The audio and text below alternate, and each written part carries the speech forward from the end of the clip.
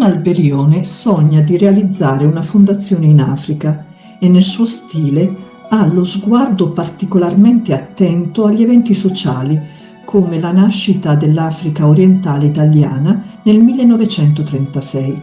Tuttavia gli stati coloniali non sono ancora accessibili per una prima fondazione in Africa.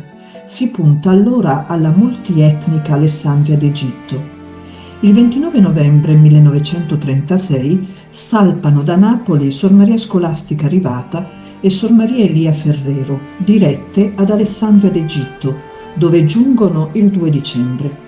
Don Alberione aveva già presentato l'istituto al vicario apostolico di Alessandria d'Egitto, Monsignor Igino Nuti, che all'inizio del 1937 dà il permesso di aprire una casa in prossimità della parrocchia Santa Caterina d'Alessandria.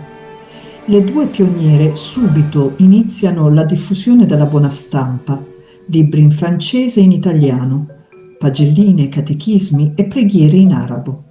Presto sono raggiunte da altre 4 suore. L'apostolato non è un'impresa facile in un contesto multietnico, prevalentemente musulmano. Da Alessandria raggiungono il Cairo, Port Said, arrivano fino ai confini col Sudan. A Port Said, Madre Scolastica e Sor Marina, per ottenere il permesso di portare la buona parola, non esitano ad indossare abiti civili. Sor Maria Emilia de Marie e Sor Maria Speranza Torta vanno anche in Libano, passando per Gerusalemme con l'incarico di contattare il patriarca latino di Gerusalemme, Monsignor Luigi Barlassina, in vista di una eventuale fondazione. La perlustrazione dell'Africa orientale, per la quale era incaricata Madre Scolastica, rimane bloccata dalla difficoltà di ottenere i documenti necessari e anche per le sommosse e lotte armate tra le varie fazioni. Il 1 agosto 1937 si apre la libreria presso la chiesa di Santa Caterina, anche con la presenza della figlia di San Paolo, Sor Francesca Ruzzante.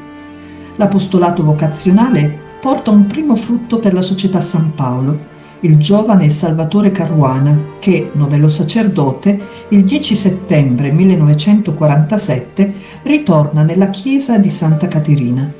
Non manca il formarsi di un buon numero di benefattori che generosamente cooperano e aiutano per un maggior sviluppo del nostro apostolato in questa regione. Il 6 ottobre 1938 Madre Scolastica ritorna ad Alba.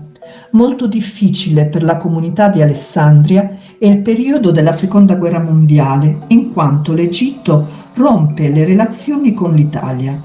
Le suore rimangono e possono anche svolgere le loro attività, sia pure con molta prudenza.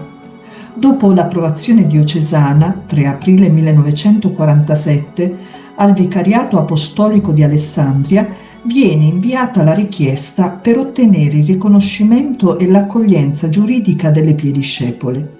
L'amministratore apostolico, padre Cristoforo Fitzmaurice, risponde che, essendo cambiato il fine della comunità accolta nel 1937, il vicariato non sente il bisogno del nuovo istituto per il quale non è disposto a dare il suo placet e, per varie difficoltà del post-guerra, non si può passare il testimone alle figlie di San Paolo o alla Società San Paolo. L'8 aprile 1948 le suore si trovano immerse nella sommossa che colpiva particolarmente gli europei, provocando molti morti. Gli insorti arrivano fino all'abitazione delle sorelle. L'unica difesa è riposta in Gesù Maestro in San Paolo, il cui quadro era messo alla porta come custode. Dopo aver aperto il tabernacolo e consumato le particole, in ginocchio attendono, pronte a morire, ma anche fiduciose in un miracolo. E in quel momento l'intervento di un vicino musulmano fa indietreggiare gli insorti. Il 23 ottobre 1949, dopo aver chiuso casa e libreria, le piediscepole rientrano in Italia. Questo primo seme piantato in terra africana continua ad essere portato nel cuore e innaffiato con tanta preghiera dalle sorelle che hanno vissuto la missione per 13 anni. affinché la pianticella sia custodita e possa accogliere presto la famiglia Paolina.